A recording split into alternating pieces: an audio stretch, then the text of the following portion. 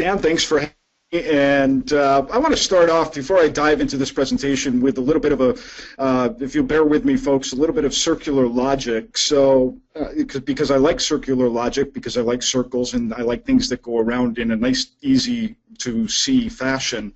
What I'm going to be talking about today plays on the fundamental side of identifying stocks that you can trade. What I'm going to be showing you can help you to find potential trades. And by that, what I mean is whether you're trading stocks, options, or using other tactics or strategies for either stocks or options, excuse me, what you're going to learn today can be a starting point for identifying prospects. And maybe even in today's market, we might be better served calling them suspects. And part of the rationale for this, and I'll come back to this in a couple of minutes, has to do with getting a good sense of what the big brokers, what the big boys on the street are at, where their money is going to go or is going at any given point in time. And about 2 years ago, and you can see this on an S&P chart pretty easily yourselves, if you look back to December of 2014, which is when the Federal Reserve ended the QE program here in the United States, the massive volatility which has taken place inside of the S&P began almost exactly at that same point in time. And the S&P in those 2 years since has remained relatively range-bound. And that range, although somewhat wide with deep bottoms in a couple of periods, October, last August, earlier this year in January, has largely centered around a 60-point range. And that makes trading really, for medium-term and longer-term investors, a little more difficult, because it's much more difficult to find gains in the market when the market is churning sideways, which is what the market's doing. And really, we actually just held a webinar for subscribers of one of our programs last night, and we talked about three things. We talked about earnings, because we're about to come into earnings season for July. We talked about the impact of the UK voting to leave the European Union, and we talked about the yield curve. And now, those three things aren't necessarily what my presentation is about, but like I said, this is circular logic, so you have to wait a little while for me to get all the way around the circle. What I'm setting up here, though, is if you can take a step back and look at the market at large, the big moves in stocks, or the stocks that have had consistent moves, if you will, over the last year to year and a half, have had some very consistent and reliable sameness to them. That is largely based on earnings growth. And we've seen over the last several earnings periods, stocks which miss earnings taking 10, 15, sometimes 20 or 30% drops. LinkedIn was a good example earlier this year. I think that one went down almost 50% after missing on an earnings report. The reasoning behind that is we're seeing a shift where fundamentals are weighing more heavily than the overriding or underlying technicals. So fundamentals are leading technicals, which is typically always true. The challenge is, what fundamental do you use? How do you, I mean, if you're just looking at charts, if you get a blown up chart, and by a blown up chart I mean a stock that suddenly gaps up 15 or 20% or gaps down 15, 20%, all your technicals have to start over. But if you have a simple little indicator, if you will, which can give you a list of stocks that you can just keep going back to and refresh and look again and see, is this company still growing? Are they still on track? What you can do is build for yourself a little go-to bullpen of stocks that you can use for your trading endeavors. And again, what you're going to learn today extends to both buying the individual or underlying securities as well as playing options against these underlying securities. Now, I'm not going to dive into the options end of things, because basically if you understand the core idea behind buying or selling, or buying or shorting a stock, you should be able to figure out the options end of that as well. But what I want to focus on is, how do you find this one number, what we call the one number? And the rationale behind the one number is you want to find stocks that Wall Street has not yet bid up in price so that you have the ability to capture that move either along with Wall Street or before them. So that's the basis, if you will, behind our presentation today. And again, continuing on that circle, some of the things that you're going to see over not only the July earnings period, but I believe also in the October period, and why this is going to be very important, is a slow and perhaps rapid, but I think it's going to be more of a slow degradation in earnings expectations, especially for global multinationals. That means most of the components of the Dow and a large percentage of components in the S&P 500. And that's going to occur because the dollar right now, if you look at the dollar index, the dollar has risen again. It's in the middle of a channel that it has been working through over the last year and a half. And as the dollar rises, that puts more pressure on stocks with external revenue, if you will, revenue outside of the U.S. But it has less impact on companies which are solely U.S. based. In other words, companies that make their money here at home. So keep that in mind as a little tip, if you will, as you're looking at stocks. Where do they make their money? If they're making their money more globally, they're going to be under greater pressure on earnings, and that's going to play into this one number that I'm going to teach you here in a couple of minutes. So that gets us around the full circle. Before we get started, however, and I always have to make the lawyers happy, do have to give you our standard U.S. government required disclaimer. Forex, futures, stock, and options trading is not appropriate for everyone. There is a substantial risk of loss associated with trading these markets. Losses can and will occur.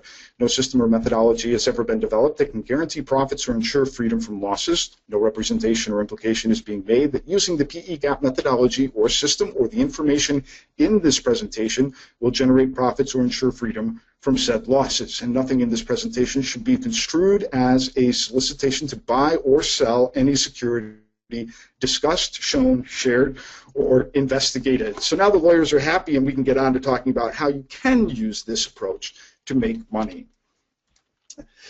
A little quick note about me just to follow up on Dan's introduction. And again, thank you, Dan, not only for having me, but also for the glowing introduction. My name is John Hutchinson. I'm the managing partner at tradersreserve.com. Our primary investing content site is mainstreetinvestor.com. That is who we represent. To put it in a goofy context, if you will, we represent the other 98%. We figure the 2% are doing just fine. They don't need our help. So the products and services that we create, the strategies we develop, the tactics we teach are all predicated on helping self-directed investors in stocks and options to get an edge, to get ahead, to build wealth, to build it smart, to build it safe. So when I say that I don't believe and I don't teach and I don't preach and I don't practice get rich quick, I mean it. I can tell you personally that I watched both of my parents lose 50 to 60% of their retirement portfolios in the 2008-2009 financial collapse. And that was just at the point in time when I had started up to Traders Reserve, and they're the people I want to help. Not trying to make that a boo-hoo that much money, it has an impact on you, and it did for me.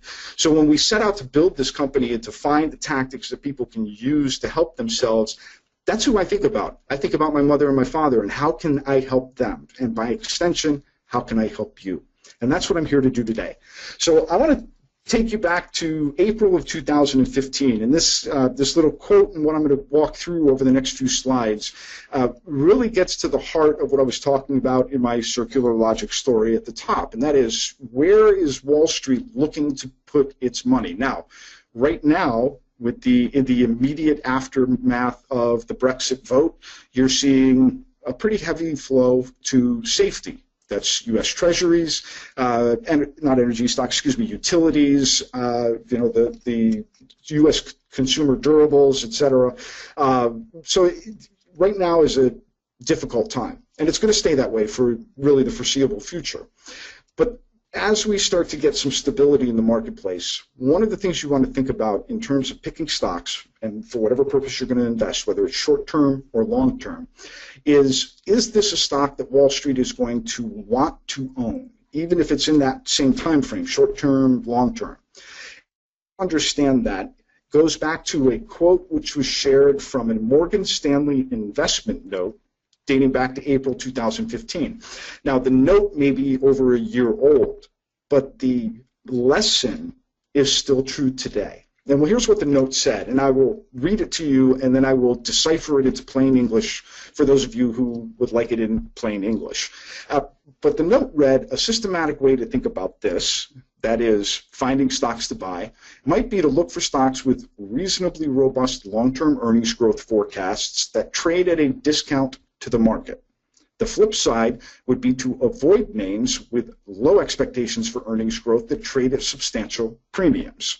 Okay, now what does all of that mean? Well, there are 4 parts to this. The first 2 parts are buying or selling stocks, and selling can mean 2 things. It can mean shorting stocks, and it can also mean stocks that you want to get out of your portfolio. Buying is obviously you're investing in or trading in a particular security. So the top quote relates to buying stocks, the bottom quote to selling or shorting stocks. The components in here are in the red text at the top. We want stocks with robust or reasonably robust long-term earnings growth forecasts. So that means companies that are projected to grow earnings into the future. And at the same time, you want those companies to be trading at a discount to the market, which means they're undervalued. Now, undervalued is not the same thing as a value stock. A value stock is typically a company which has been substantially beaten down and really has more of a technical basis for buying it than a fundamental or rational fundamental basis. A company that is trading at a discount to the market is a company which is simply underpriced relative to its earnings growth into the future. It may be a shaving the hair kind of a distinction, but it's an important one. And on the other side of the table, on the selling side, you want to avoid names that have low expectations for earnings growth. And this goes back to what I was talking about earlier relative to earnings in July, earnings in October, where you're going to see more substantial pressure on the markets as earnings are forecasted already for this quarter to decline by 5%. And that would make the 5th consecutive quarter in which S&P 500 earnings have declined collectively. That's something which has not happened since 2008, 2009, so you might want to mark that down as a warning sign for yourself. But they're also forecast to decline again in October. And the decline in October is much more relative to currency concerns, which typically take 3 to 6 months to work through a company's books. So we saw that last year into January and April of this year as the dollar rose and then ultimately the dollar fell. So as the dollar fell, companies did a little bit better in the first 2 quarters. Now they're projected to do worse. So it's important to understand the impact of earnings, but more importantly, how to get that down to a really simple number so that you know instantly whether you should buy a stock or avoid it or potentially short it. So walking through this blueprint, if you will, from Morgan Stanley, part of the quote that I left out of there was the objective for Morgan Stanley was to find a systematic way to approach those 2 quotes and to quantify those 2 quotes. So again, long-term earnings growth forecasts means companies expected to grow revenues into the future, and as I said, trading at a discount are those companies that are undervalued relative to that earnings growth. But coming back to the top here, systematic means we need a repeatable process, something that we can do regularly in order to quantify this idea of earnings growth and value and a comparison or contrast between the two. So what we've been using what I'm going to teach you here today since 2012. So we actually were a little bit ahead of our time without really realizing it. I'm not trying to take credit for that. We happened to be doing something that was different in the market starting back in 2012.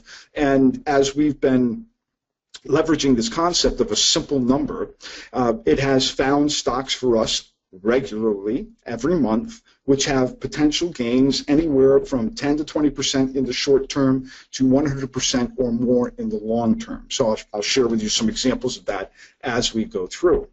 But when you put all of this together, what Morgan Stanley is really telling you is what kind of stocks they want to buy. This is the formula that the Wall Street brokers are using for their future money flows, where they're going to put money in the market when they do, if they do. And again, that's looking at companies, and think of this as like almost shopping for stocks at Walmart, right? You want a stock with a yellow smiley face sticker because it's essentially sale, because the future price of that stock is projected to be higher because it would have to be based on the earnings growth. And also keep in mind, and we'll talk about this here in a couple of moments, that when Wall Street is pricing stocks, they're not pricing stocks for today. They're pricing stocks 6 months out, sometimes even farther out. So when you're looking at a particular stock and should I trade this stock and what time frame should I trade it, short, medium, or long term, you have to give consideration to has Wall Street already run the stock up? Have you missed the move? Are you still early? Is there still growth potential? If that growth potential still exists in the stock and the price is undervalued today relative to that future growth, you still have a buying opportunity. And the converse of that argument is also true. If you have overvalued stocks relative to their price, then they're likely to pull back in price. Now, a little caveat to that, obviously, are your momentum stocks, Netflix, Amazon, Facebook, Google, Alphabet, take your pick, whichever you want to call them, Apple. Many of these stocks actually will appear to be overvalued stocks, but because they are widely owned across mutual funds and ETFs, it's much more difficult to quantify some of those. So when you're using this approach is best used across the Dow, the S&P 500, the Russell, and the NASDAQ. But you really want to look for stocks that Wall Street isn't plowing tons of money to on a regular basis, in part because the valuation is never accurate typically in those stocks. So you'll see what I mean as we start to go through this process, and you will be able to do this for yourself. So what we want to try to do is, all right, so how do we find these stocks before Wall Street does, or even at the same time that Wall Street does? And what we're going to do is work all of this down into a simple number, one number, and that number will essentially unveil for you long-term earnings momentum for a stock which is trading at a discount in price. And this gives you the opportunity to jump on those stocks before the price starts to run. And it is a system. It is a process that you can use regularly and keep up to date on an ongoing basis. So if you build a list of 10 or 20 stocks that you really like, but maybe you decide you don't want to buy them right now, but you want to keep your eye on them for the next couple of months or the next several months, next few weeks, what you'll be able to do here is have a way to keep that one number up to date and then know whether it's the right time to buy or the right time to sell, or even potentially, as I said, the right time to short. And the one number is very simple to get. It's simple math. I'll show you shortly. And you can get this number in about 2 minutes or less. And it will help you to accomplish my little graphic here of finding stocks that are lower in price but have that long-term revenue growth. That number is what we call the PE. It is a predictive fundamental indicator. Remember, you're using it as a way to build a prospect list for stocks you want to trade. Once you have this one number, once you build that list of prospects, you can then leverage your technical analysis or other fundamental analysis, your charting analysis, to then determine the best entry points, the best profit potential, the best exit points. But it all starts with the PE gap. What we have been able to do is use it for short-term trades, which have typically gains of 10 to 20%, and those trades will last anywhere from 30 to 90 days. I'll show you a couple of charts and stocks that moved even faster than that. We've also used it for medium-term trades, typically trades lasting 3 to 6 months, where those stocks generated 40% or higher gains, and long-term trades of 1 to 2 years, where one of the best ones, and it is a little dated, so I apologize, but back in 2013, we recommended Delta Airlines, and this is just before Delta had been added to the S&P 500, an event we certainly couldn't have predicted. But ultimately, we recommended Delta and wound up with an excess of a 340% gain over the course of 15 months. So that you can use it, but it all starts with this one number. And it's because you find stocks that are out of balance, because they're undervalued, but they have earnings growth momentum. So let me give you a recent example. This is from April of this year. The company is Chemours. The stock symbol is CC. And this is a stock which we recommended to members of one of our services on April 1st of this year. And the entry price on that day was $7.39. The fundamental basis for selecting this stock was using the PE gap methodology, which I'll be teaching to you shortly. And the stock rose to $10.26, a 39% gain in just over 30 days. And at that point, we took our gains and we went home. So this is how quickly some of these types of trades can work in your favor. Another example is American Airlines. This is a little bit of an older chart, but I want to show you two different profit posts, I'll call them, and how they occurred. And this is a stock which rose 40% over the course of 2 months. We selected the stock using the PE gap methodology at the beginning of October 2014. Now, a couple of quick notes is because you're looking at that chart and you're like, wow, that's a lot of red bars in a row there right at the beginning of the month, right? Well, what happened is, if you remember back in October, if you can remember back in October 2014, you had events that occurred almost simultaneously. The first event was the Republicans shutting down the government in the budget debate, budget debacle, really. And the second event was the Ebola scare. That occurred or took place following the healthcare worker who took a continental flight from Texas to Ohio while being infected with the Ebola virus. Well, both of those were short-term events, so we had to ride out some very, very short-term pain. But when you look at that chart, and at the time, American Airlines was trading at a ridiculous price-to-earnings ratio, a forward PE of about 5, but their earnings growth was in excess of 40% from 1 year to the next. So this is a stock that's trading at a significantly low PE, meaning it's very much undervalued, and but its earnings growth rate is far superior comparably to its PE ratio. We entered the stock at the beginning of the month without knowing that these events were going to bring it down, but you can also see how rapidly the airline bounced back, and it actually gave us a 20% profit within the first month and went on to a 40% gain by the end of November, and has since, obviously, with the changes in oil prices, many things, basically the stock has come back all the way down into the high 20s. So there are opportunities like this regularly. Let me give you another example. Meritor, stock symbol MTOR. This is an automotive supplier. They're a tier, I think they're tier 2, if I remember correctly, here in Detroit, Michigan. We selected this stock the following month in November of 2014, and this one moved so rapidly we actually picked up a 20% gain in 8 days. So what happens is the reason you see these varying rates of gains in the context of time is, in part, in some cases, earnings are reported, and suddenly the market wakes up and says, hey, wait a minute, this company is undervalued. Well, they have to revalue that stock. So the price tends to move rapidly in a short space of time. If those earnings then, if that earnings momentum then carries forward from one quarter to the next, and so on, that's where you wind up getting the escalator moves. And I'll show you a stock which is currently on one of those escalator moves a little bit later in this presentation. But that's where those long bullish channels start to build. And when you can identify them early enough, you can capture 30, 40, 50% of that actual long-term bullish move. In the short term, in one of our core programs where we use this, we're typically looking for these gains to take place within 30 days, sometimes as long as 60 days, because we focus more on short-term investing. And that has worked for us because of the type of market that we have. But you also have to have balance in your portfolio in terms of holding stocks for the long term. So you need to know that as one quarter ends and a new quarter begins, has the outlook changed for a stock?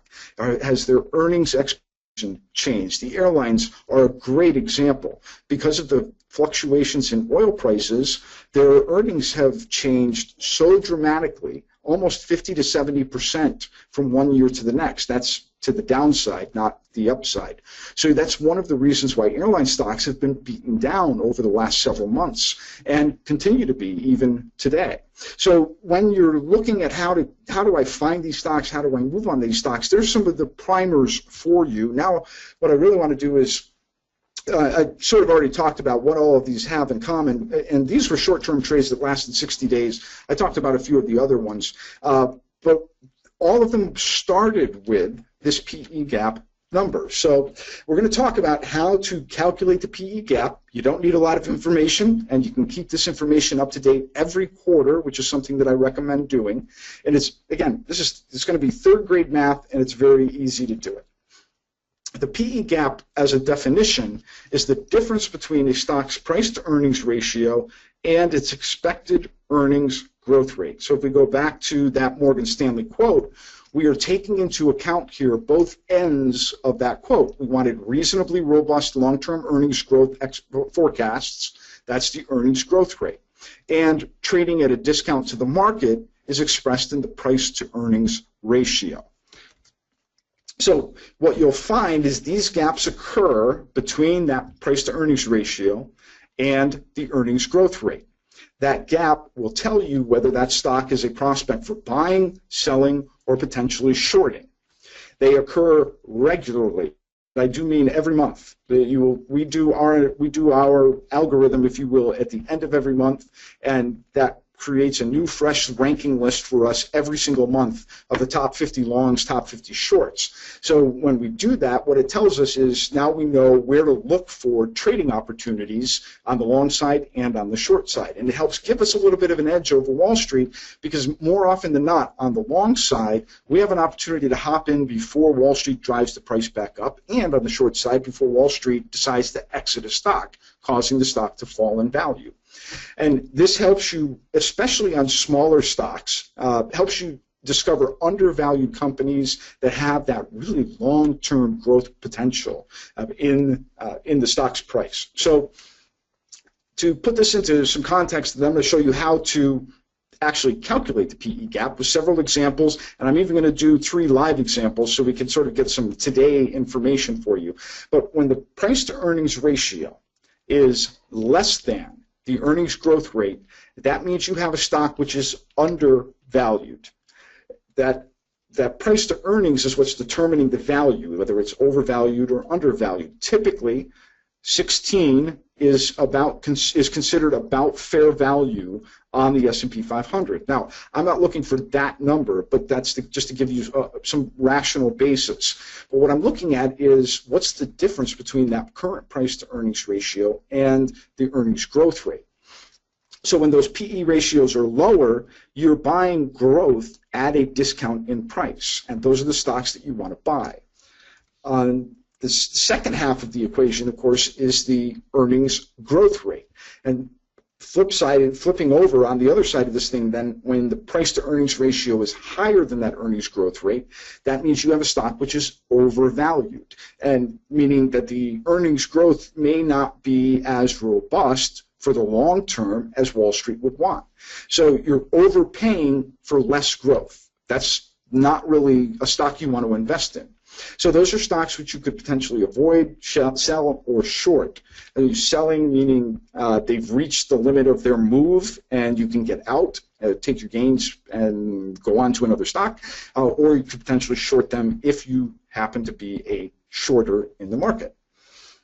So it's a simple one number. I'm going to show you how to do this with simple subtraction and division, and I'll even show you how to get the numbers that you need. Again, this is something that doesn't take long. We'll talk about the 2 components and how to calculate them very quickly. You can do third grade math. This is one of my favorite parts because it's easy. Anyone can do this. It's like the movie Ratatouille. Anyone can cook. Anyone can calculate this one number.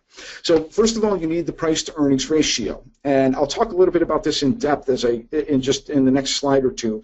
But this is what determines how much you're paying for future earnings growth. The less you pay, the greater the discount. Again, think of your Walmart yellow smiley face sticker. The earnings growth rate determines the rate at which a company is expected to grow profits. The higher the rate, the better. So the higher the rate, the more momentum you're going to see in the price of the stock.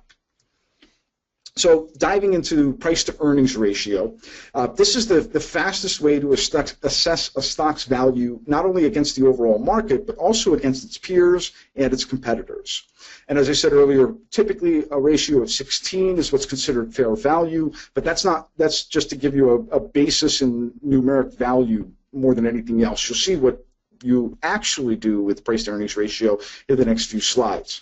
But here's the overriding problem for most investors with the way PE ratios are used in most financial portals. They're expressed as a rear view mirror number, meaning the price to earnings ratio you typically see is based on what a company already earned in the previous 12 months.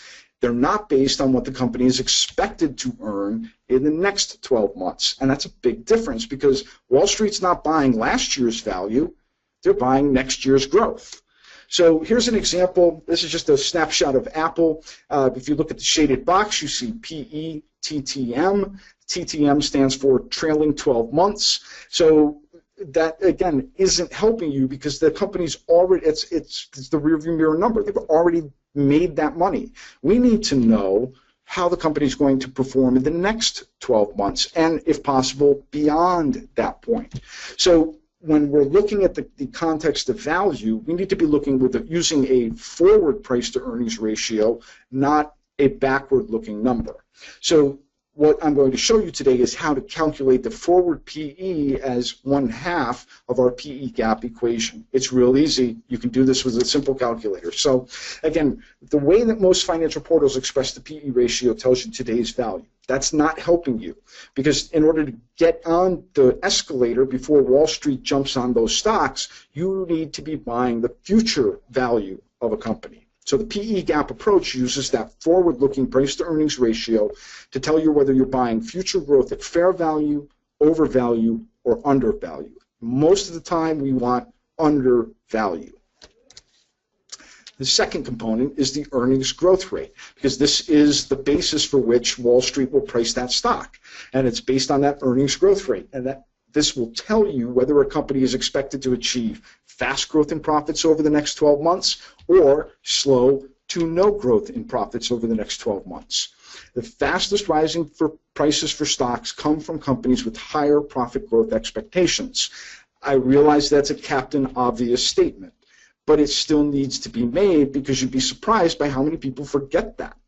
So the problem is that earnings growth rates are more often than not, if you know about or have used the 5-year peg, they're expressed in 5-year increments. Well, you may not want to be buying 5 years worth of growth. You may want to buy 30 days of growth, 6 months of growth, a year of growth. That's what we do. So what we've done is simplified the earnings growth rate to a simple, easily understandable number in a usable time frame, 1 year or less.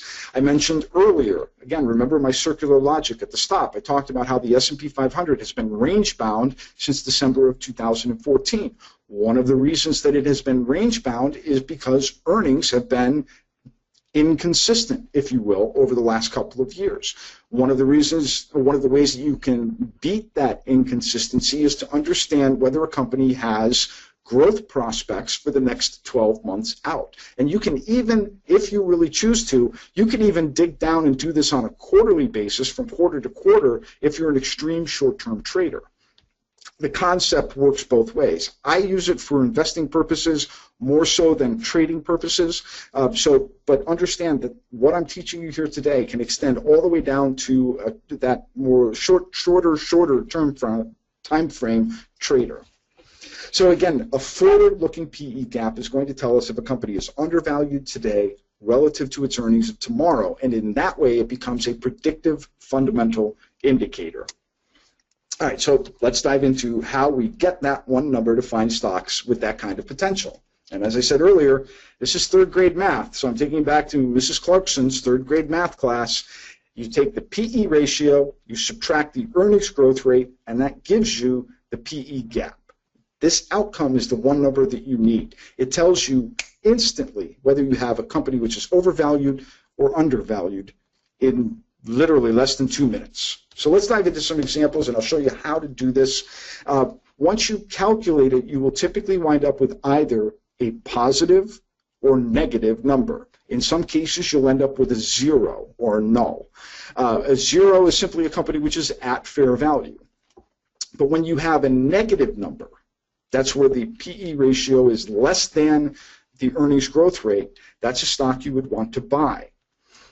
Conversely, when you have a positive number, that's a company where the PE ratio is greater than the earnings growth rate, and that's a company that you would either avoid, sell, or potentially short. So when the gap is negative, that means the company is undervalued relative to future earnings growth. Those are stocks you want to buy. And when the PE gap is positive, the company is overvalued relative to its future earnings growth. So that's a stock you want to sell. So just recapping that again in a sort of a simple way, when it's negative, buy. When it's positive, sell. And when it's 0, that's a hold. Now I'll talk at the end of this presentation as well about how to keep up with the numbers, because remember that for many companies out there, your analysts are updating their numbers on a regular basis, roughly every quarter to every year, depending on how much following the stock has. So what you should see here is you are going to have a way, a system to keep these numbers up to date for yourself simply by tracking what the earnings expectations are and then quickly calculating them against its current price. You'll see what I mean here in a couple of seconds, because there are only 3 numbers that you need to calculate this PE gap. The first is the current stock price. Second is the earnings estimate for the current year, then the earnings estimate for the next fiscal year.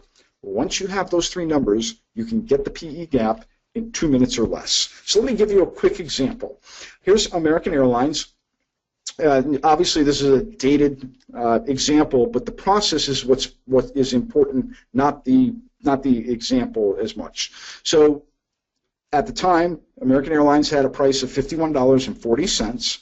They had current year earnings of $5.72. That's the first red box in the middle there for the earnings estimate. And they had next year's earnings of $8.42. So you can immediately see that $5.72 is a lot less than $8.42. So you know that this company has earnings growth just from the dollar value alone.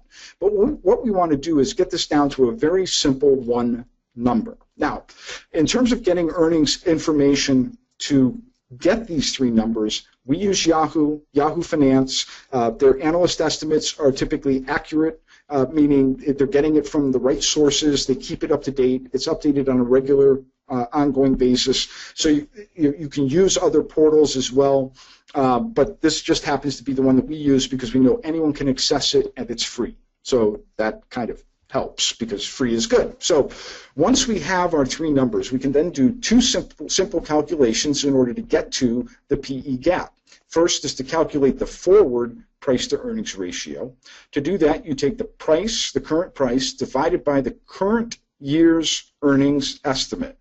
So in our American Airlines example, that's $51.40 divided by $5.72, which gives us a PE ratio of 9.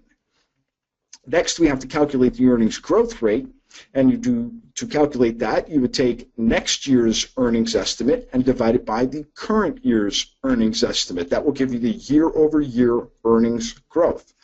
So in our example here, that's $8.42 divided by $5.72, which gives us a nominal number of 1.47. We have to subtract the 1, so we get down to a true number of 47. That would actually be a percentage, but for our purposes, we just want the whole number. But that tells us that they are projected to grow their earnings by 47% from one year to the next. Once we have those 2 numbers, it's very simple. I gave you the formula. You take the PE ratio, subtract the earnings growth rate, and that gives you the PE gap. So in our American Airlines example, we had a PE ratio of 9, an earnings growth rate of 47.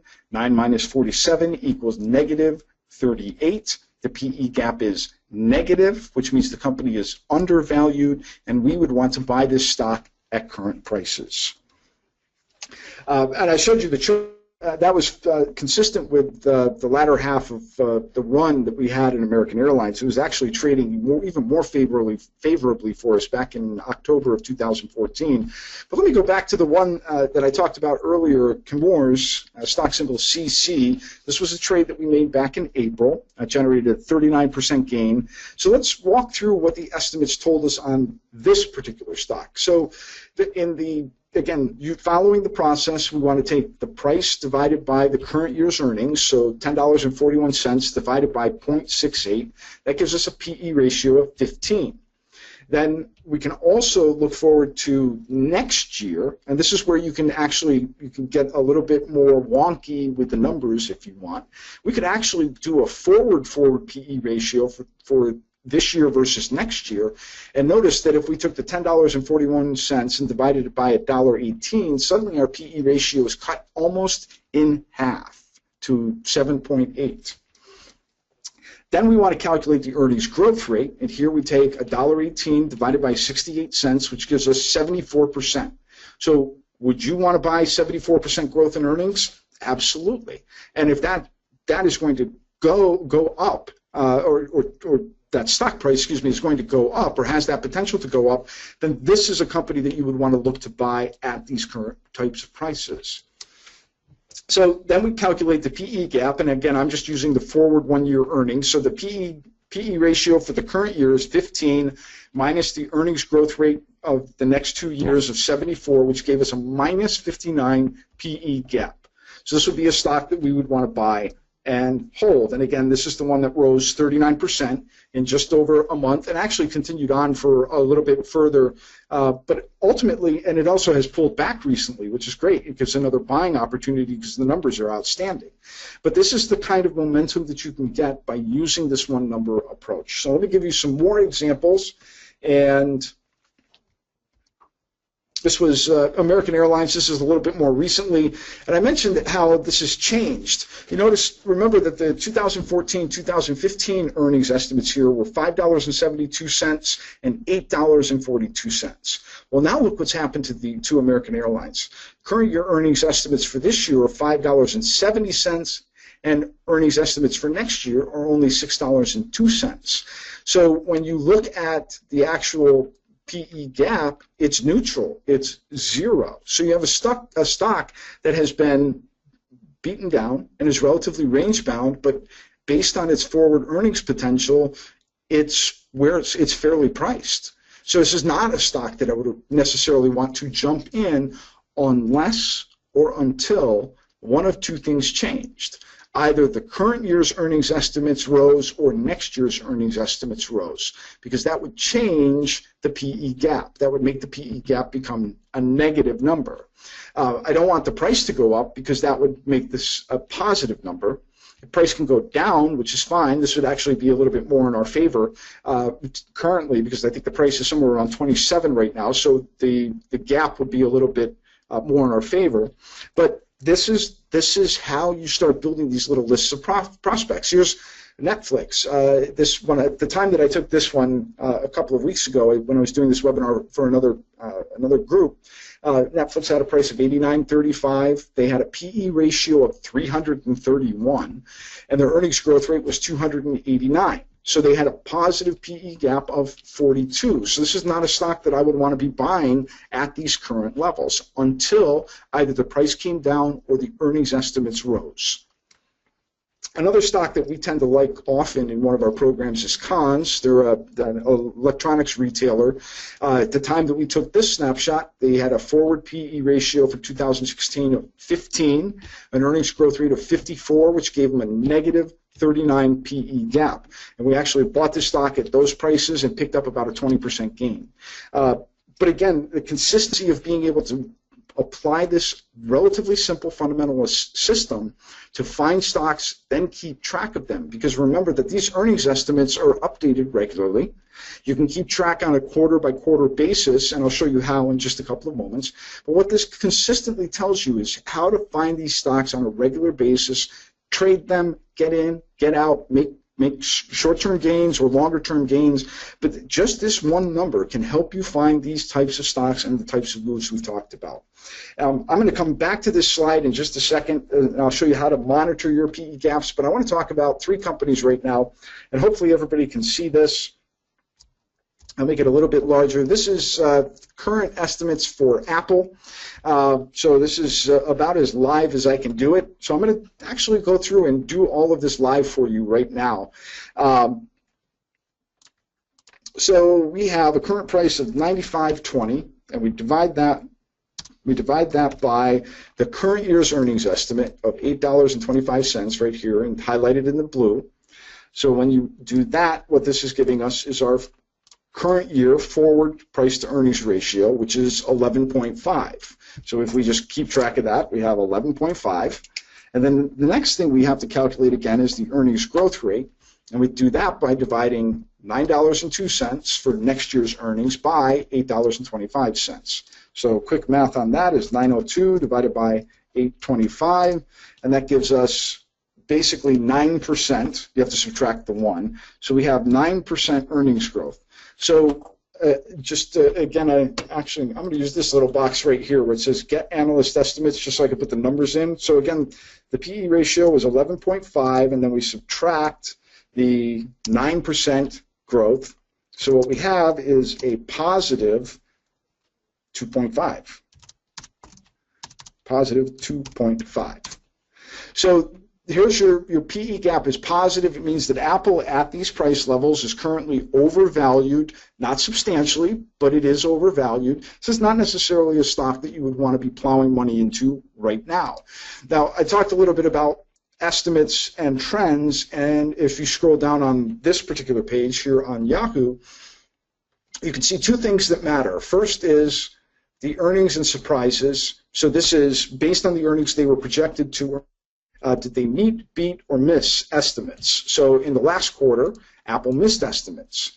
In the prior 3 quarters, they had beaten estimates, not by a whole lot, but they had beaten the estimates. So what that tells you is there's a pretty high degree of accuracy with the analyst's estimates as it relates to Apple. It means Apple is a relatively predictable company. That's a good thing. You can also look down here at the trends, and these are for current estimates up to 90 days ago.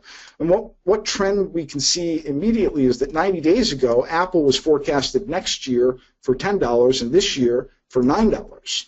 So remember I talked earlier about the declining earnings affecting stocks. You can now see that taking effect in the estimates for this particular company, for Apple. So forecasting roughly, 81 cent lower earnings for this year and 98 cents less or lower earnings next year. That's important for you to understand when you're looking at stocks, because if the company is forecasting lower earnings, then one of 2 things has to happen. They have to meet or beat those lowered estimates in order to maintain the psychology of the moment, if you will. In other words, that the people still want to own this stock. I don't think that's going to be a problem for Apple, but for smaller stocks, smaller caps, you will have to watch that kind of a number, because if they start to miss earnings, that's typically going to tip your price over. Actually, it's almost always going to tip your price over. So let me take a look at another company. This is Tesoro in the energy sector, obviously a sector which has been absolutely crushed this year. So again, we run the PE gap analysis by taking the current price of $70.46, 43 cents, and dividing it by the current year's earnings estimate. So the 70.43 divided by $6.86, which gives us a current PE ratio of, we'll call it 10.2. Actually, we rounded up in 10.3. So that's our price to earnings ratio forward for 2016's earnings. Next, we need the earnings growth rate. That's $7 next year's earnings here, divided by $6.86. So we divide that 705 by 686, and we get 2.3%. So 2.3% earnings growth rate. So again, we have a positive gap in excess of, what is the 10 minutes, 8? Positive 8. So Tesoro, again, given current market conditions, is overvalued. Now, it doesn't mean that the stock price is going to collapse, but it means you're not likely to see significant price momentum unless something changes relative to its value and its earnings. Give you a little bit better way to look at that. Now, one of the stocks that I talked about earlier, I mentioned, was just starting out in a really nice bullish channel. You can look this up on your chart programs if you want. There's a company called Supernus Pharmaceuticals. So let's see if this company has any prospects for us. Again, we want the current price to earnings ratio, which is $20.93, and divided by the current earnings of 62 cents.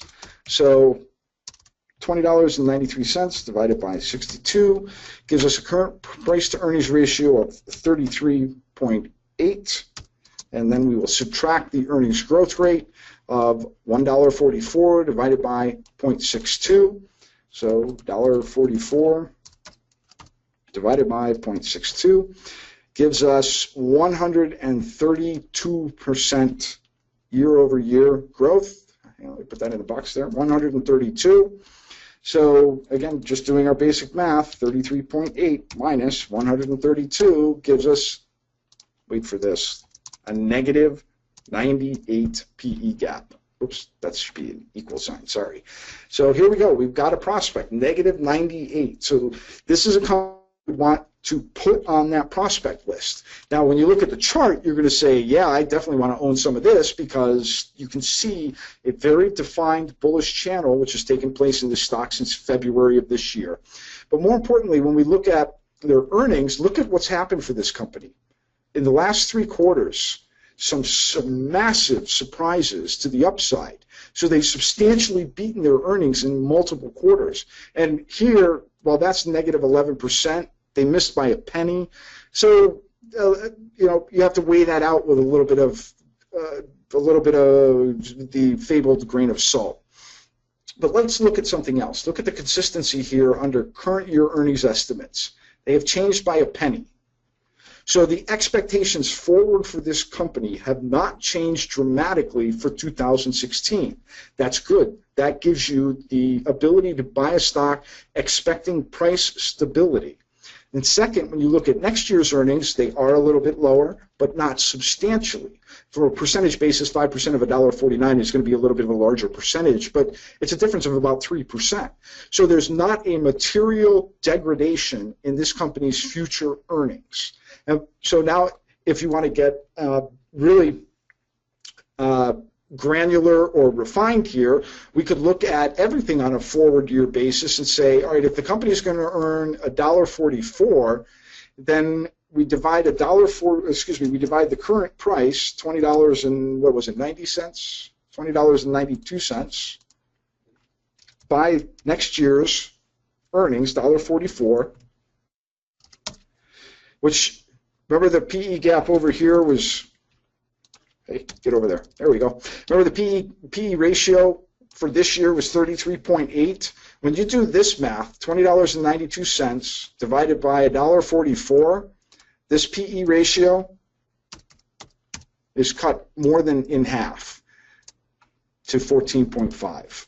Now, would you buy a stock that's valued at 14 times earnings for potential 132% profit growth?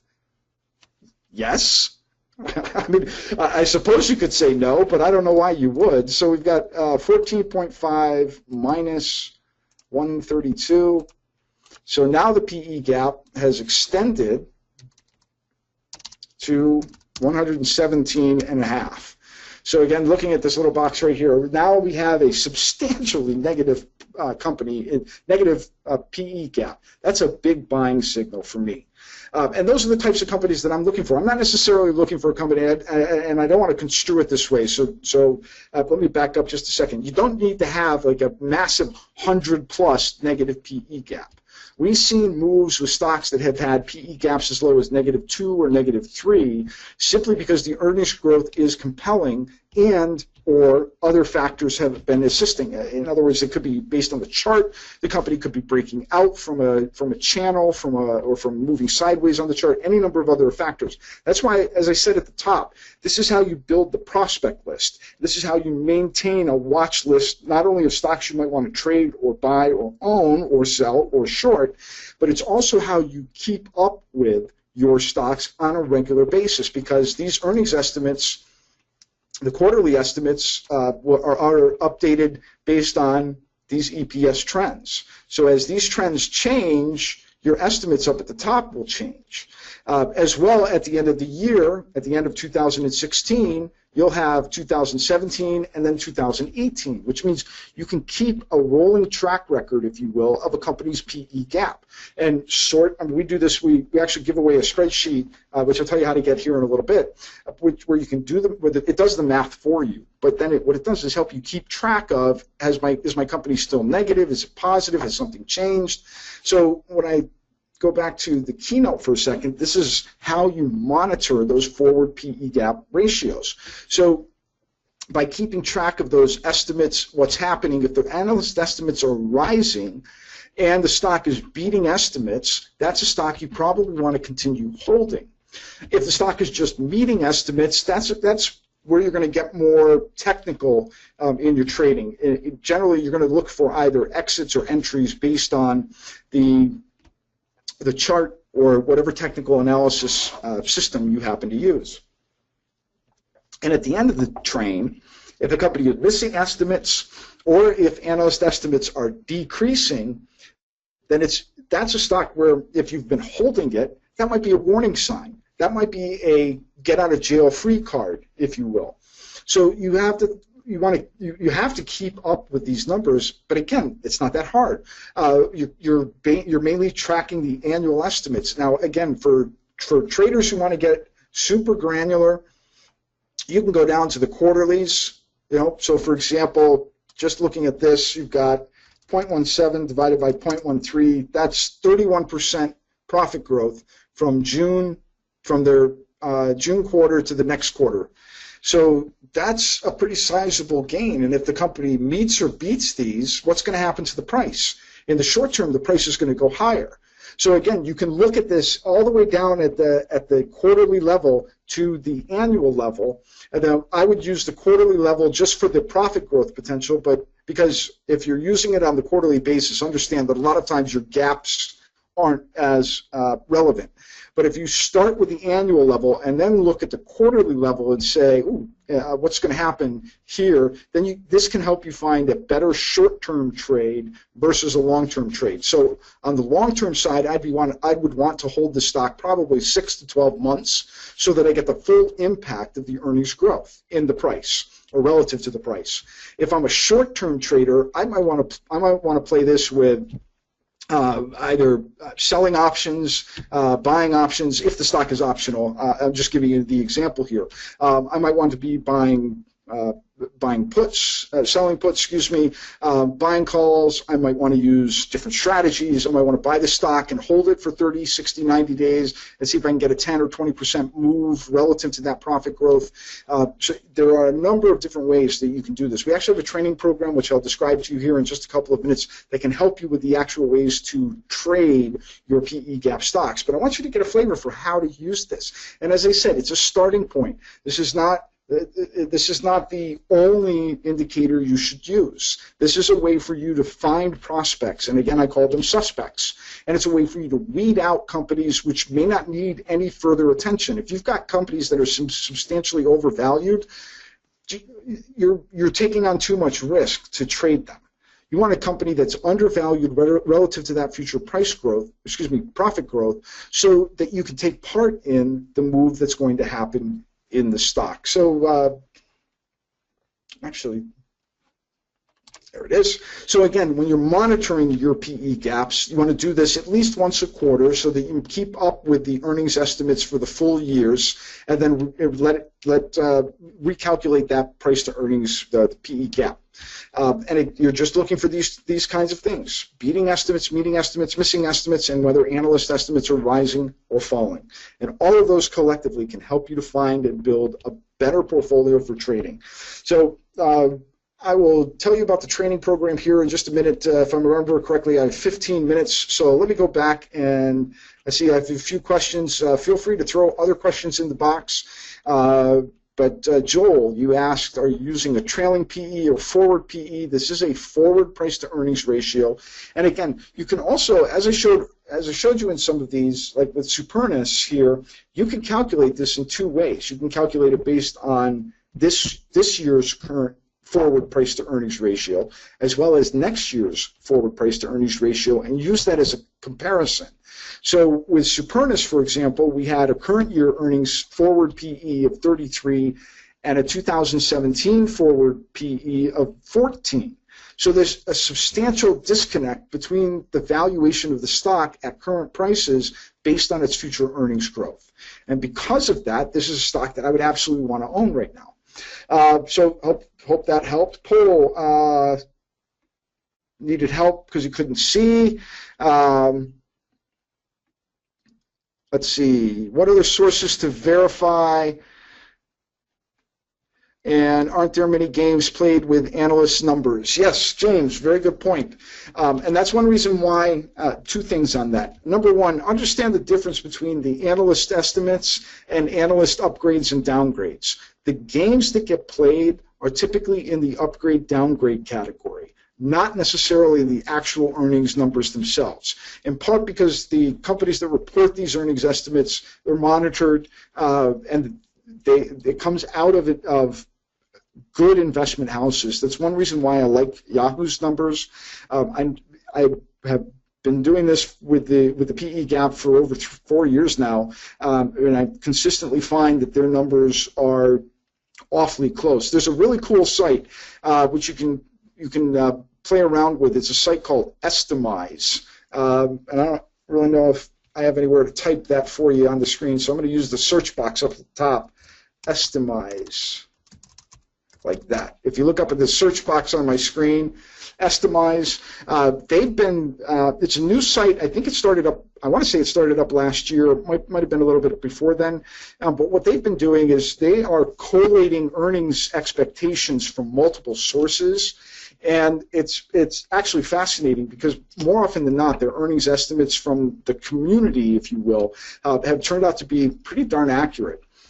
Now, for quick calculations, that's where I go to Yahoo and use Yahoo. But if you're looking for to strip away some of the funny business that can happen, James, check out Estimize. I have no relation to them. I simply have used their company, played around inside the site. But it's a good resource to check or double check numbers. And that what you can do there is then you can compare what the community is expecting for earnings numbers versus the analyst expectations. And then if you have a serious disconnect, you can use the lower or worse of the numbers because that's essentially your worst case scenario. So again, once you have the basics for this concept, building out multiple scenarios is really not all that hard. I mean, look at year ago, high estimate 68, high estimate $1.77, and low estimates 55 and $1.01. So in essence here, you can build out multiple cases for what could likely happen with the stock in the next 12 months. And so even on the worst case basis, if we take the low estimates here of 55 and $1.01, you still have pretty substantial profit growth. That's $1 divided by 55 cents is 84% profit growth. So there's your worst case, and then your best case, which would be just outrageous, $1.77 divided by 68 is 160% profit growth. So you see how flexible this is. You can use it in multiple ways to compare and contrast the numbers, but it's still an excellent starting point for you. But a great question on that in terms of the analyst estimates, James. Thank you.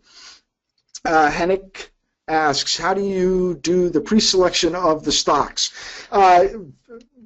Realistically, for the folks listening to the webinar, you're doing this yourself. For ourselves, we're actually releasing a ranking service at the beginning of August. We'll be doing that through our site, Main Street Investor.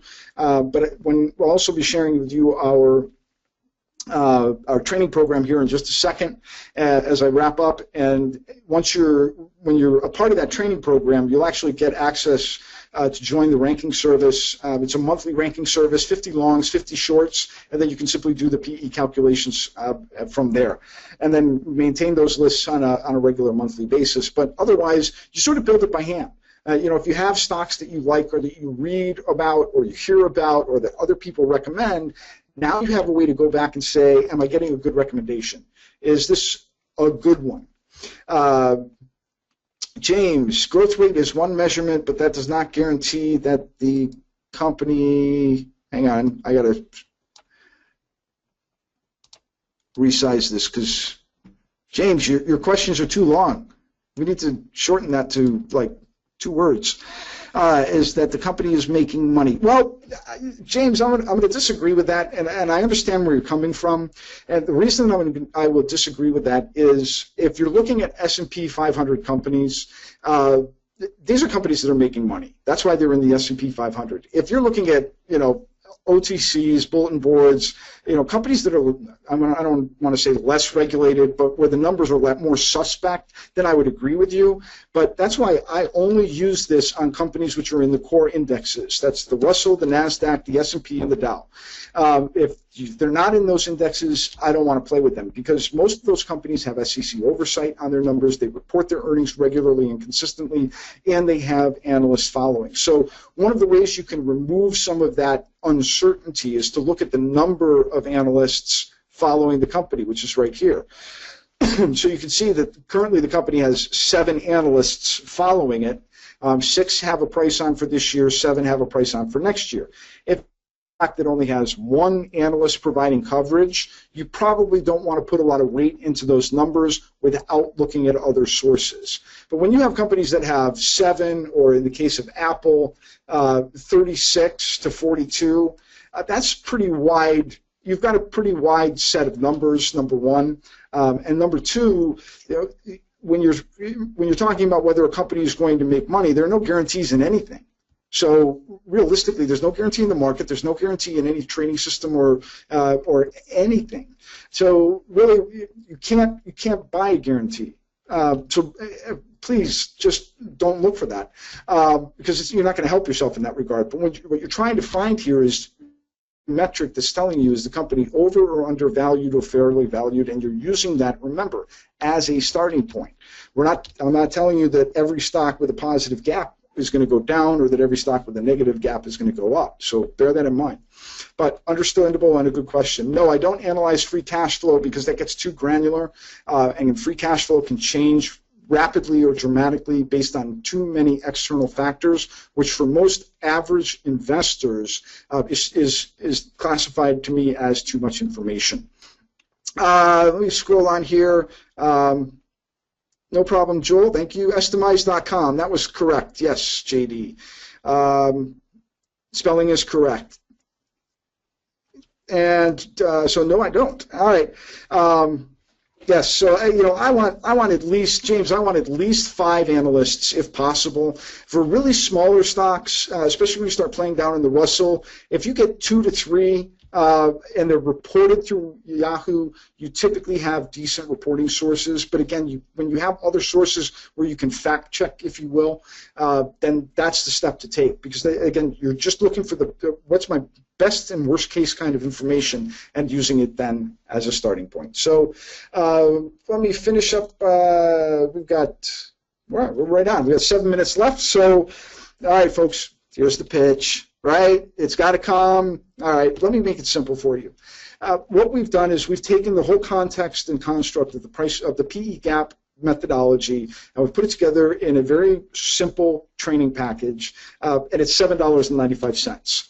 What I'm giving you in that package is, and look, I'm not using it to make money. I'm using it as a teaching platform for investors and traders out there to teach you how to use this as a starting point in finding stocks and maintaining stocks to buy. So at $8, it's an extreme value to us because we really put a lot of things into it for you. But the reality is, as I said earlier, it's a starting point. So this isn't going to guarantee that you're going to make money. It's going to guarantee that you're going to find stocks that you may want to buy or may want to sell. So in that context, we've made it a very simple kind of way for you to get started with it. Much of it builds on what we've taught you here today. I mean, I've taught you the entire PE gap methodology, so obviously you can do it alone. Walk away, do it on your own. But what we've included in here are more examples and more in-depth training. In the 45-minute training video, we include a PE Gap Excel workbook. This is how you can actually keep a running list, a bullpen of stocks that you can use from month to month, or from quarter to quarter, so you can keep up with those analyst estimates as they change and keep up with your PE gaps. So the workbook, all you have to do is enter the 3 numbers, and it does the work for you, and then you can sort by positive or negative gaps. We also include a PE gap cheat sheet. This is essentially the approach that we use when we recommend stocks based on the PE gap for profit potential. So we're looking for gains of potentially 20, 40, or 100% or more, short, medium, and long term. So this gives you sort of a range of projectable factors. In other words, if stocks are within certain ranges as a positive or a negative, what is the profit potential? We also give you all the training slides, which goes beyond what I've shown you here. You've seen the short version, even though I spent an hour and 15 minutes with you. And thank you very much for listening for an hour and 15 minutes. I can't tell you how much I appreciate it. We also give you what we call our Millionaire Blueprint. It's actually the 2016 investing plan. But that is how we use the PE gap in the context of short-term investing for hyper-compounding. So what we're looking to do is get absolute returns every month and then compound those returns from month to month by using 10 stocks per month using the PE gap methodology. So you get all of that for $7.95. I'm sure Dan will put the link up in the box for everybody. That's you can go to millionaire-blueprint.com/PE. That's price to earnings. Don't forget the dash in between millionaire-blueprint/PE. So again, this gives you the full one-number training course, all of the components that I've described for you there, the cheat sheet, the workbook, excuse me, the training slides, the special report for the Millionaire Blueprint, everything you need so that you can take this and start doing it on your own and see how it works. Remember, whether you're trading, whether you're investing, this can help you find stocks. In the next 6 months, we're going to have difficult waters. So the more you can arm yourself with the best possible information, the better decisions you can make as an investor, as a trader. So with that, Dan, I will close. Thank you, all of you, for your time today. Thanks for the great questions. James, I expect to see you in my training program now because you asked some darn good questions, and I want to thank you for that as well as Joel and everybody else who had questions here today. Dan, thanks very much.